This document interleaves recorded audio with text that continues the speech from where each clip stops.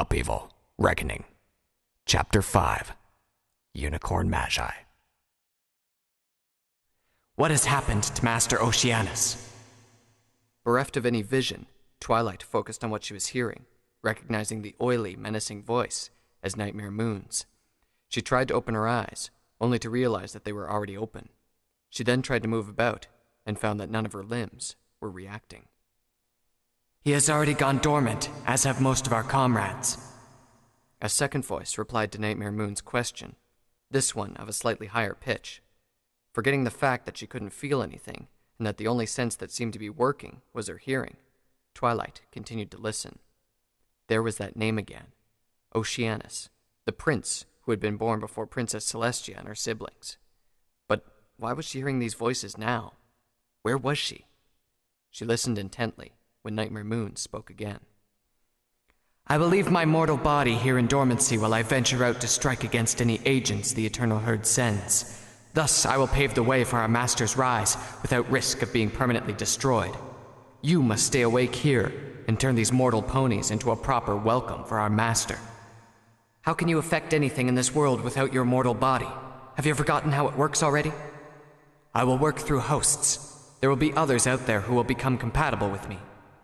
As you say then, when our master awakens, I expect the rest of this world to be ready to fall. And when I reunite with my mortal body, I expect a proper army for him out of these mortal ponies swimming about. For the rightful king, Luna Lux Umbra. For the rightful king, Solus Coruscaria. Twilight wanted to listen some more, but just as things were slowly beginning to make sense, something struck her mind violently, like an indignant slap to the face. The words halted abruptly, and, all of a sudden, she started to feel again. The first sensation to come back was touch. She was cold, freezing. She found herself shivering uncontrollably. Smell and hearing followed suit. She could hear the sounds of snow crunching against hooves, or were they paws? She could hear guttural, unfamiliar language being exchanged, and smell the familiar foul odor of Wolven. Sight and a sense of direction were the last to come back. When Twilight's vision cleared, it was then she realized that she had fallen on her side and was half buried in the snow. The Wolven presence brought back her alertness quickly. She tried to get to her hoofs, but succeeded only on getting to a kneeling position. She looked around to determine where her enemies were, and cringed inwardly. She was somewhere in the middle of a vast field of snow, with a pack of Wolven closing in on all sides. She felt around her head. The element of magic was not on it. Fireball. That was the first spell that came to Twilight's mind. She had observed that the Wolven were particularly not fond of fire. She was feeling a little woozy and drained. A fireball would be simple enough to cause some damage and give them some pause to buy her time. Her horn crackled with magic, ready to channel her power into a ball of exploding flame. Before she could complete the spell, however, her vision blurred slightly, and her balance failed. She staggered a few steps forward, her mind going into a panic. As she expected, the Wolven snarled in anticipation at the sign of weakness, and closed the distance swiftly. She was still desperately trying to complete the spell, when the first Wolven's claws were inches from her face. At the last moment, however, fire did blaze up and consume her attacker. For a second, she thought that she had completed her spell, and was lucky that she didn't blow herself up by using a fireball on a Wolven so close. Another second passed, and she realized that she was still holding her fireball. Some other fire spell had taken out her attacker. The blaze distracted the Wolven as they searched for the source of the new threat, allowing her to lob her fireball towards a trio of them that had mistakenly decided to clump together. The white-hot sphere connected with one of the three and erupted into a searing blast. There were no screams this time. She had learned her lesson. The knowledge that she had killed them was still there, but the pitched cries that tore at her insides were not. Owlsight's admonition was never meant to completely make it all right to burn Wolven with impunity, just to lessen the impact enough to keep her from going mad. The blaze was so intense that the Wolven died instantly. Instinctively, she covered her nose with a hoof, still unnerved by the awful smell that wafted from those that burned to death. What's the matter, Twilight Sparkle? The smell of battle too strong for your delicate little nose? The familiar mocking tone caught Twilight by surprise. There was no mistaking the stinging remark and the angry voice that carried it. She found herself among the Wolven, looking for the pony who had cast the earlier fire spell. she spotted the white unicorn mare standing across her, horn already ablaze with another fire spell. She caught a glimpse of Pyre Valor's eyes and, as usual, found nothing but angry contempt in the other unicorn's gaze. Pyre Valor, she whispered harshly. Now she was unsure where to focus her next offensive spell, the pack of bloodthirsty wolven or the traitorous unicorn mage. She assessed the situation briefly. The wolven surrounding them were of the smallest sort, likely a party for the fleeing main army. She didn't even see any bolters. This was likely a foraging party of sorts that accidentally ran into her and hoped for an easy meal. A pair of wolven jumped at Pyre Valor, but without even taking her eyes off Twilight, she lit one ablaze halfway through its jump. With a yelp, it collapsed to the ground, writhing in agony. She sidestepped the other one, already focusing on another spell. The wolven snarled and recovered, rearing up on its hind legs to scratch at her. With a grunt of annoyance, she completed the spell. Her horn sprouted a curved blade of concentrated flame, several feet in length. She ducked under the wolven's claws, and then slashed up, cleaving it in two. The wolven's halves crashed right next to her. There wasn't even a spatter of blood from its completely cauterized wounds. Suddenly finding themselves caught between two spell-wielding ponies, the remaining wolven decided to focus on one target only. Twilight tensed once it was clear that the wolven picked her. She didn't know if she should be flattered that the wolven considered her a bigger threat, or angry that they thought she was an easier target. Her heart was racing either way. The wolven were too close, and she didn't have a line of earth pony infantry to engage them, or even a few friends to rely on. She reared up and pointed her forelegs towards one wolven that was edging in too close for comfort. Twin jets of flame burst from her front hooves. The short-range spell caught the wolven just at its edges, lighting its fur on fire and sending it rolling on the ground in a panic. "Shield up!" Pyre Valor suddenly shouted. The ease by which Pyre's voice could cut through anything occupying her mind at the moment surprised Twilight. She dropped the next spell she was about to cast and focused on raising the same shield she had used against Nightmare Moon. Only a second after she completed the spell, she looked up to find a quartet of meteors only a few feet away. She looked away as fiery chunks of rock collided with her shield. Despite having her eyes closed, Twilight winced at the bright light that penetrated her eyelids anyway when the meteors exploded. She cried out as hard as she could, but her voice was completely drowned out by the ear-shattering boom. She almost fell to her knees, and she was afraid that her ears would start bleeding. Her dome-shaped shield dispersed the shockwave and the flames all around it, but she couldn't help but feel a prickling sensation all over her body at being so close to so much destructive power. The blast dispersed, and the clouds of dust, smoke, and ashes began to slowly settle. Twilight doubted that any wolven had survived that spell. They had surrounded and closed in on her, hoping to bring her down and then focus on Pyre Valor. That was a big mistake, easily capitalized by a unicorn mage whose love of magic was synonymous to her love of fiery explosions. She kept her shield up and waited warily. She fully expected a second barrage of meteors to come at her any moment now with the wolven gone. Several tense moments passed, but no explosions followed. Not even a singular blast of flame or an angry curse came from Pyre Valor. As she waited, Twilight fought down one particular feeling that was welling up inside of her. It wasn't the disgust at the horrid smell, nor was it the fear of facing down a unicorn mage that had previously beaten her in a fight. No, it was a more insidious feeling that she refused to acknowledge. It was admiration. She now knew a lot of fire spells, thanks to all the time she spent studying. She also knew that she could match Pyre Valor as far as raw power was concerned. But the sequence by which Pyre easily took out her attackers was something to watch and learn from. Pyre Valor made it look easy, transitioning from attacking at long range to short-range bursts to attacking with a melee spell without any sign of hesitation or panic. Twilight had to admit that no amount of reading or even sparring could give her that sort of ease, only battle after battle of experience. When all the dust and ashes settled, she found the white unicorn standing just a foot away from her shield. "How long are you going to waste your strength on that shield?" Pyre Valor asked. "The wolven are all dead, coward. We'd better move, or more will be coming looking for their foragers." The mere surprise of having Pyre Valor talk to her instead of attacking was almost enough for Twilight to bring her shield down. She caught herself and kept a guarded stance. "What are you talking about?" she asked. "Aren't you going to attack me?" "No, and your inane questions are making that decision difficult." Pyre Valor looked around. Twilight guessed that it was to ascertain their position. She tried to do the same, and failed. She didn't know the landmarks of this land, but she had to be sure that they were heading for Fangbreaker Fortress, as opposed to slowly crossing the border to Wolvengard. With the sun already setting, it was easy to determine where south was, at least. Whether it was going to be equally easy avoiding the rest of the fleeing Wolven army has yet to be seen.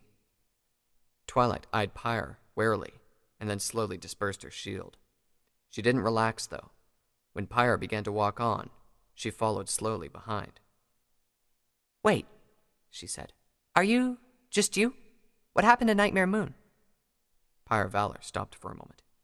"She's gone," she replied. "I don't know where she went, but your last attack banished her somewhere. She teleported at the last moment, and we were caught up in its wake somehow. Now keep walking." Still perplexed, Twilight obeyed for now. Perhaps once they came to a location that Pyre deemed safe, the white unicorn would start explaining. It was a difficult walk, however. She was constantly half a shield spell away. Each time Pyre Valor made or looked like she was about to make a sudden move, left her on edge. "Hey," Pyre finally said. Twilight nearly completed the shield spell, but stopped at the last moment. "What is it?" she asked. "When you were out, did you experience some kind of vision? Something about Nightmare Moon talking with some pony?" "Solus Coruscaria," Twilight said in acknowledgement. "I did. Did it happen to you too?" Pyre Valor was silent for a time. "I thought it was some worthless dream. I think I'm beginning to understand a little." "What do you mean? What happened during that explosion?" The annoyed look that Pyre shot her told Twilight that the prodding was not appreciated. But this was Pyre Valor. Twilight guessed that the fact that she was still alive was not appreciated from Pyre Valor's end. It wasn't just annoyance that she saw on the other unicorn's face. It seemed that Pyre herself wasn't entirely sure as to why she wasn't hurling angry fire spells. "While we were linked, Nightmare Moon was able to peer into my memories, but the reverse wasn't true," Pyre finally explained. "When she was about to be banished from my body, she let her guard down in desperation." "But I was able to see as well. How was that possible?" "Must be because you're such a nosy nag, you managed to listen in." Twilight swallowed an angry retort. She had a lot to find out, and she didn't know how long Pyre Valor was going to stay amiable. "That's not a feasible explanation," she said. "I'm surprised you noticed," was the flat reply. "I don't know how you listened in. Maybe it had something to do with the clash of magic. You had Nightmare Moon's collapsing defenses, that touchy-feely beam of rainbows and sunshine and whatever it was that Nightmare Moon called out at the last moment. Did you add anything to that mix?" Twilight's eyes narrowed. "I threw up a shield to protect the others," she said. "I was also standing at the center of that blast from the elements of harmony." Pyre Valor didn't say anything after that. Instead, she quickened her pace. "The wind's picking up," Twilight said as a breeze caused her mane to fly about. To make matters worse, it was also starting to get dark. If they didn't make it to Fangbreaker Fortress soon, they were going to be caught in a blizzard at night. She was still wearing her mage coat. The outfit should protect her, but she had to quicken her pace as well. This was a familiar sight, trudging across the plain behind an uncaring Pyre Valor. When she still received no response, she trotted over and put a hoof on Pyre Valor's shoulder. The next moment, Twilight found herself sprawling on the ground with her face aching. "Don't touch me!" Pyre hissed. Twilight rolled to her hooves quickly, ready to defend herself from another attack. Instead, she found Pyre already turning her back and walking on. "Hold on!" Twilight called out. "What's going on, Pyre Valor? What's with this sudden truce? What are you going to do now?" When the other unicorn kept walking, Twilight cast her spell. A thin bolt of lightning, barely enough to give any pony a mild jolting sensation, flew from her horn and past Pyre Valor's face, missing by only an inch. "Stop running away from me!" she shouted. The bolt had come close enough for Pyre to feel a little heat on her cheek. She stopped in her tracks, her teeth grinding together as she fought back her natural instincts. Instincts which seemed to be break Twilight Sparkle's legs and leave her for what would undoubtedly be their woven trackers. "I'm trying to keep you alive here, Twilight Sparkle," she said, her voice even. "This is coming from a mare who told me that she was going to kill me for showing her that the Chosen can be strong too," Twilight retorted. "The situation has changed since then." "How? Can't you just take things in stride?" Pyre snapped. Toronto's blood-smeared hoofs! Every time you open your putrid mouth, you make this decision twice as hard! Twilight let out a long, frustrated exhalation. She would have continued to stand still there, but the sun had all but completely set. Pyre was right. They had to keep moving. Besides, she also realized that she was completely lost here. Pyre Valor seemed to have a good bearing on where they were. Without the combative unicorn as a guide, she would probably wander around hoping that some pony found her, and then freeze to death, or be overtaken by Wolven. The two of them spent hours, or perhaps it just felt like hours for Twilight, just walking in the darkness. She focused on the steady crunching of their hoofs in the snow, and making sure that it was just a few feet behind Pyre. Though it was difficult to see in the dark, she followed the heat radiating from the white unicorn. Bereft of a mage coat, Pyre was using another fire spell to stay warm. She's steadily using up her magic. At this rate, I can... Twilight nearly hit herself in indignation. That was a horrible thought. Was her drive to beat Pyre Valor that bad? Sure, constant insults and the several attempts on her life merited some hostility, but... She shook her head. If she was going to fight Pyre, it was going to be a fair fight.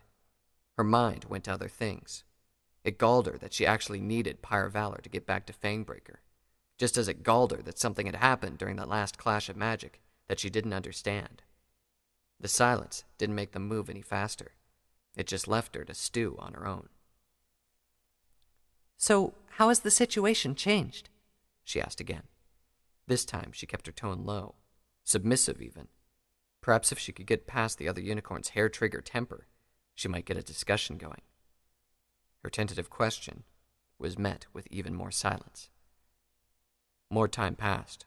Twilight had consigned herself to walking for hours in total silence and darkness when Pyre finally decided to speak. How's Vanguard? She asked. He's fine, Twilight replied. It wasn't the topic she wanted, but they were talking now. Those burn marks you left him are still there, but he's doing well. Good. Twilight strained to hear that last word. It was a rare moment of Pyre Valor expressing something besides anger, and she didn't want to miss it. To her embarrassment, the white unicorn suddenly looked back in time to catch her leaning in. Do I get to ask you a question this time? Twilight asked. Again, there was silence. Twilight picked up her pace so that she was walking beside Pyre Valor. You're not being fair, she said. This world is full of injustice, Pyre replied. And you're just adding to it. Why? Are you so desperate to know why I haven't tried to kill you? Yes. I mean, not so desperate that I'd do anything, but... Pyre let out a slow exhale.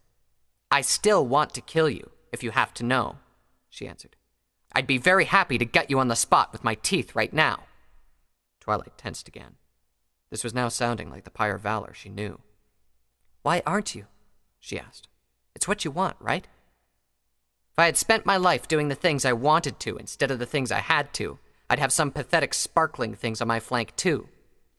That's not how cutie marks work, Twilight muttered. Shut your mouth and listen, or we can end this talk right now.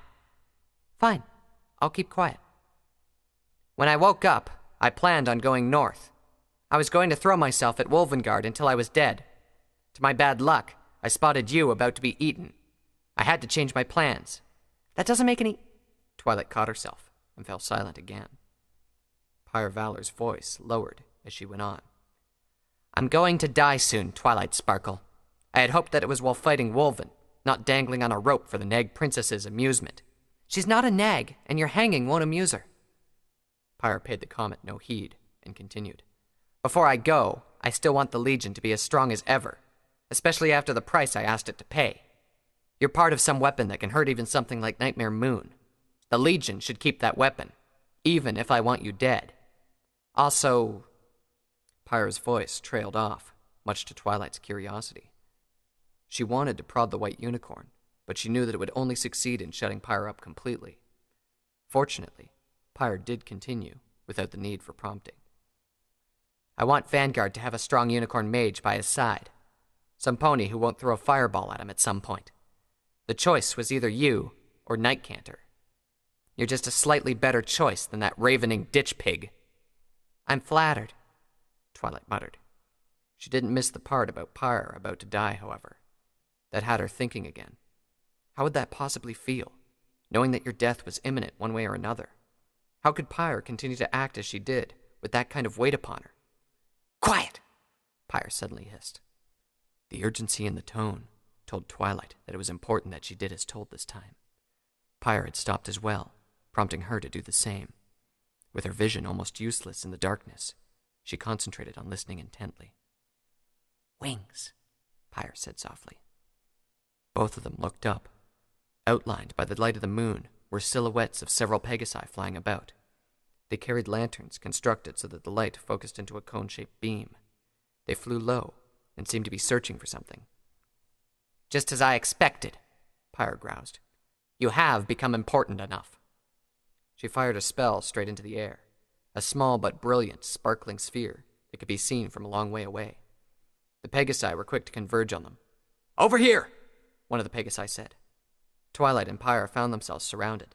The sight of Twilight seemed to relieve the Pegasi, but they tensed up right away when they focused on Pyre Valor.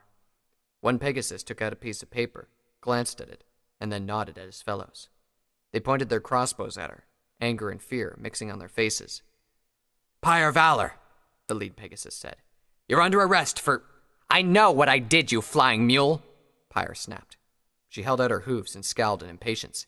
Clap me in irons already. Taken aback by the ferocity of their prisoner, the Pegasi approached her warily and then produced a length of rope to tie her up. Through it all, Pyre didn't so much as flinch. Twilight watched the white unicorn, more unwelcome admiration welling up inside.